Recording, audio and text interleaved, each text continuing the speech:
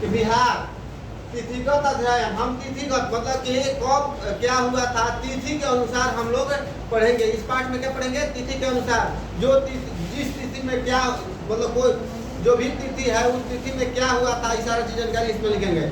चलिए सीधे हम टॉपिक पर चलते हैं। पहला सवाल आप लोग का है, 1 नंबर में सवाल आप लोग को डालना होगा कि बिहार में आर्यों का आगमन कब हुआ था। बिहार में आर्यों का आगमन कब हुआ था, सबसे पहला टॉपिक। तो आपको इसका आंसर में लिखना होगा कि 1000 BC से 600 BC, ये आप लोग को याद रखना है। आर्य कब आए थे?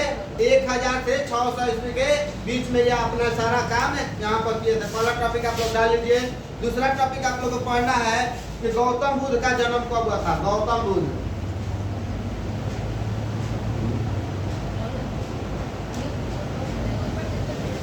गौतम बुद्ध का जन्म क्या पढ़ना है? गौतम बुद्ध का जन्म पढ़ना है। तो गौतम बुद्ध का जन्म लगभग सभी लोग को याद है, क्योंकि ये टॉपिक सबसे प्रसिद्ध है। क्योंकि गौतम बुद्ध को एशिया की ज्योति भी कहा जाता है। आप लोग को याद रखना है कि गौतम बुद्ध को एशिया की ज्योति के नाम से भी जाना जाता है। ये आप लोग को याद रखना है। तो इसलिए आपको याद रखना है कि गौतम बुद्ध का जन्म कब हुआ था। तो आप लोग को याद है 563 ईसा पूर्व में हुआ था। कब हुआ था? 563 ईसा पूर्व में गौतम बुद्ध का जन्म हुआ था। उसके बाद ध्यान में रखना है कि बोध गया में गौतम बुद्ध को ज्ञान की प्राप्ति कब हुआ था। मतलब कि गौतम बुद्ध को ज्ञान की प्राप्ति, ज्ञान की प्राप्ति कब हुआ था। गौतम बुद्ध को ज्ञान की प्राप्ति कब हुआ था, ये आप लोग को याद रखना होगा, ध्यान रखेगा। तो ये ध्यान रखना है कि 528 ईस्वी में ईसा पूर्व में इनको ज्ञान की प्राप्ति हुआ था। गौतम बुद्ध को ज्ञान की प्राप्ति कब हुआ था बाबू? 528 ईसा पूर्व में गौतम बुद्ध को ज्ञान की प्राप्ति हो गया था। अब देखिए नेक्स्ट सवाल आप लोग को, ये आप लोग तीन सवाल आप लोग को याद रहेगा ना। ये 3 सवाल आप लोग याद रखिएगा। पहला सवाल, आर्यों का आगमन बिहार में कब हुआ था। तो 1000 से 600 ईस्वी के बीच में यार अपना जो भी योगदान दे गए थे। उसके बाद दूसरा टॉपिक आपका क्या था? गौतम बुद्ध का जन्म कब हुआ था। तो 563 BC में हुआ था। और उसके बाद गौतम बुद्ध को ज्ञान की प्राप्ति कब हुआ था। तो आपको याद रखना है कि 528 ईसा पूर्व में ज्ञान की प्राप्ति हुआ था। देखिए अब अगला टॉपिक आप लोग को बताएंगे कि महावीर स्वामी से।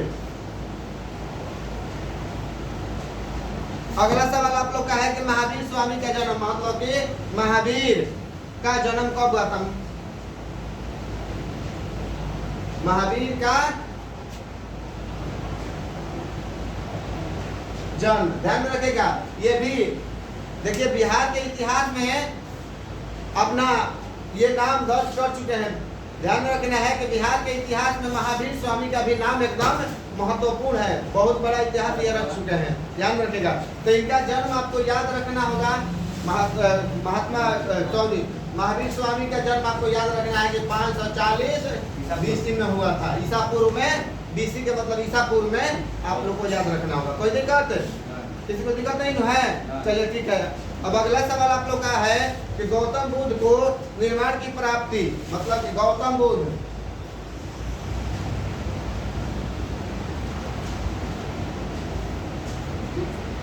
को की प्राप्ति गौतम बुद्ध को निर्माण की प्राप्ति आपको याद रखना है। राजगीर में प्रथम बौद्ध संगीत, राजगीर में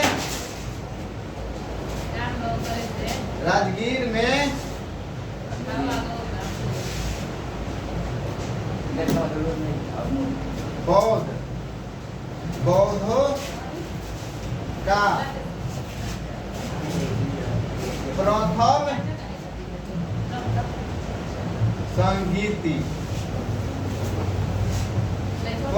बौद्धों का प्रथम संगीति आप लोग को याद रखना था कब हुआ था। ये दो सवाल इसमें है, ध्यान रखिएगा बाबू, सब लोग ध्यान दीजिए। पहला सवाल आप लोग का है, पहला इसमें देखिए गौतम बुद्ध को निर्माण की प्राप्ति, मतलब कि गौतम बुद्ध कब मरे थे ये आपको मिल जाएगा। और दूसरा टॉपिक इसमें जोड़ दिया है क्या, राजगीर में बौद्धों का प्रथम संगीति, मतलब कि जो भी बौद्ध धर्म वाले थे राजगीर में उन लोगों को सबको एकत्रित करके वहां पर क्या सुझाव दिया गया था ये यहाँ पर ध्यान रखना है। ये दोनों घटनाएं एक साथ एकत्रित की गई है। तो याद रखना है कि ये घटनाएं कब हुए हैं बाबू, कि दोनों 483 BC में हुआ था। याद रहेगा सब लोगों को, 483 BC में आपको याद रखना। चलिए देखो बाबू ध्यान दो, एक बार फिर से ध्यान दे दो। गौतम बुद्ध को निर्माण की प्राप्ति, और दूसरा सवाल इसने जोड़ा है कि राजगीर में बौद्धों का प्रथम संगीति कब हुआ था। तो ध्यान में रखना है कि आप लोगों को 483 BC में ये आपका मतलब ईसा पूर्व में ये दोनों घटनाएं हुआ था। कोई दिक्कत नहीं। चलिए अगला सवाल है कि पाटलिपुत्र राजधानी कब बना था। ध्यान रखना है कि अगला टॉपिक याद रखना है कि जो पाटलिपुत्र हम लोग का पटना है, ठीक है ना, ये राजधानी कब बना था। तो पाटलिपुत्र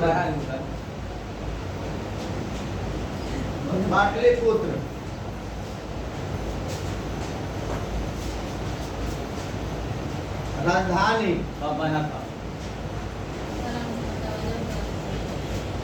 पाटलिपुत्र राजधानी कब बना था, ये हम लोग को जानना है। तो ध्यान रखना है कि पाटलिपुत्र बिहार की राजधानी आखिरकार कब बना था, आप लोग को याद रखना है। तो 400 याद रखना है, ध्यान में रखना है, ये महत्वपूर्ण सवाल है आप लोग के लिए। पाटलिपुत्र बिहार की राजधानी कब बना था, तो याद रखना है कि 455 BC में यह बना था। याद रहेगा सबको ना, कब बना था पाटलिपुत्र राजधानी? 455 में। ध्यान में रखना है। अगला सवाल है आप लोग का कि वैशाली में द्वितीय बौद्ध संगीति का आयोजन कब हुआ था। वैशाली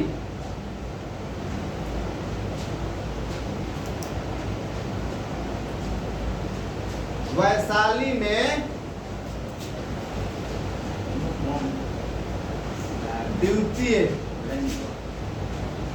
द्वितीय बौद्ध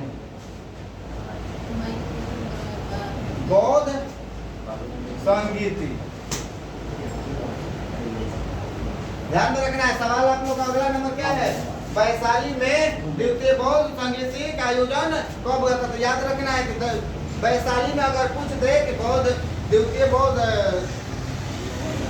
वैशाली में द्वितीय बौद्ध संगीति कब हुआ था, कितना हुआ था, ध्यान रखिएगा। तो यह ध्यान में रखना है आप लोगों को कि 383 ईस्वी में ईसा पूर्व में हुआ था। कितना में हुआ था बाबू, 383 BC ईसा पूर्व में हुआ था। क्या हुआ था, वैशाली में द्वितीय बौद्ध संगीति का आयोजन कब हुआ था, 383 ईसा पूर्व में हुआ था। ध्यान रखना है। अगला सवाल आप लोग का है कि मेगास्थनीज का पाटलिपुत्र में आगमन, कौन किसका आगमन पूछ रहे बाबू, मेगास्थनीज पाटलिपुत्र मतलब पटना में यह कब आया था।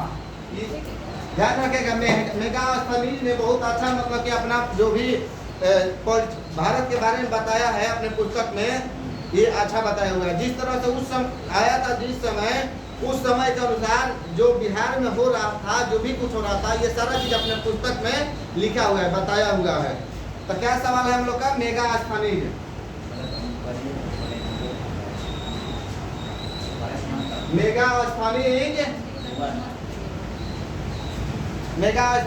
का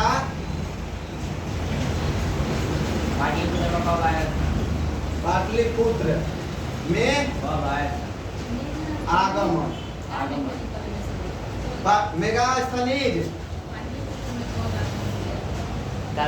ओ सॉरी मेगास्थनीज, सॉरी गलती हो गया है।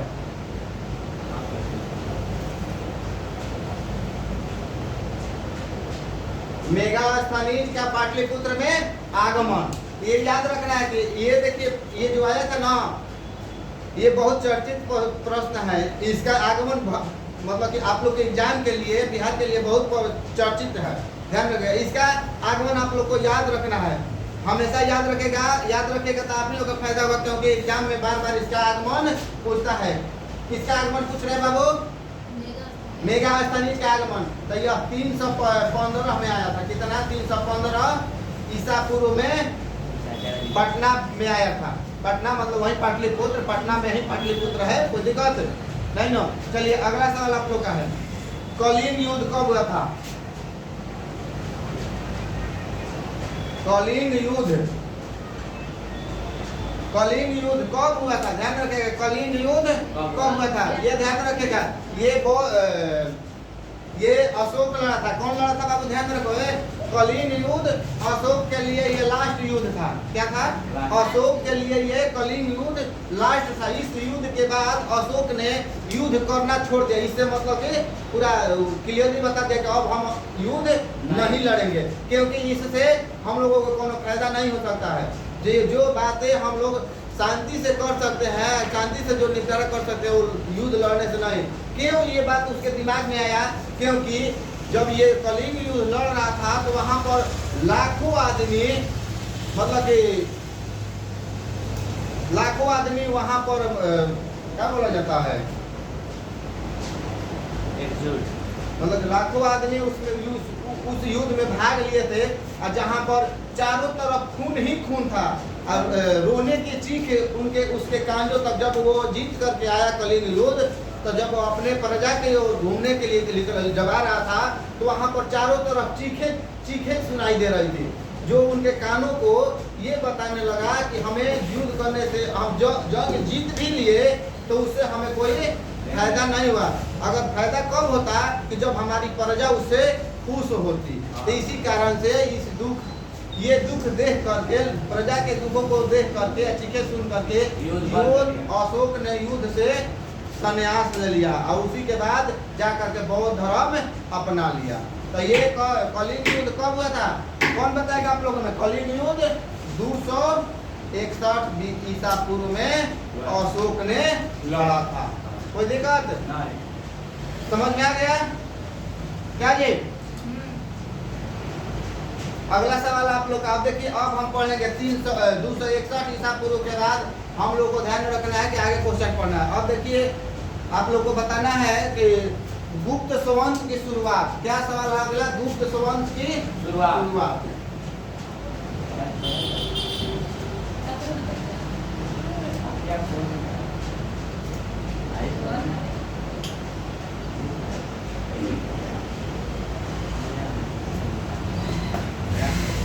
गुप्त संवंश की शुरुआत। देखिए, अगला टॉपिक आप लोग का क्या है कि गुप्त संवंश की शुरुआत कब हुई थी। ध्यान रखिए, गुप्त संवंश की शुरुआत, जो गुप्त वंश के जो यहाँ पर आए थे लोग, उन लोगों ने यहाँ पर कब से उन लोगों का यहाँ आगमन हुआ, वही हम लोग को इसमें याद रखना है। तो गुप्त संवंश की शुरुआत ध्यान में रखना है कि 320 ईस्वी में ये हुआ था। गुप्त संवंश की शुरुआत कब से हुआ था?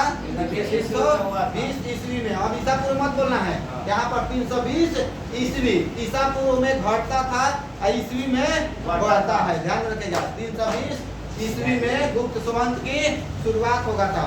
उसके बाद ध्यान रखना है, अगला सवाल है कि चीनी यात्री, अगला सवाल, चीनी यात्री फयान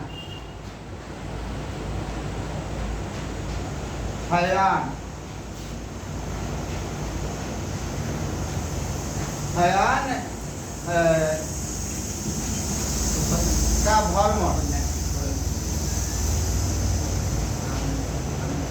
चीनी यात्री फयान का भ्रमण कब हुआ? मतलब कि बिहार में चीन से जो यात्री आया था फयान, उसका भ्रमण कब हुआ? मतलब चीनी यात्री यहाँ पर भ्रमण करने के लिए कब आया था, यही हम लोग को पढ़ना। क्या है ये चीनी यात्री जो फयान था, ये भारत के बिहार में ये कब आया? भारत के बिहार में कब आया? ये हम लोग को कहाँ पढ़ना है? हम लोग को बिहार से चलना है, ठीक है ना? क्योंकि हम लोगों को बिहार विशेष अभी चल रहा है, तो बिहार विशेष में आप लोग को बिहार के ही सारे चीजें बताया जाता है। तो चीनी यात्री फयान जो था वो बिहार में कब आया, यही इसमें बताया जा रहा है। तो बिहार में याद रखना है आप लोग को कि 405 ईस्वी से, ध्यान रखेगा, 411 ईस्वी तक, ध्यान रखेगा, 405 ईस्वी से 411 ईस्वी तक फयान बिहार में यहाँ पर रुका हुआ था। इतना दिन तक यहाँ पर ये भ्रमण किया, जानकारी प्राप्त किया। कोई दिक्कत किसी को?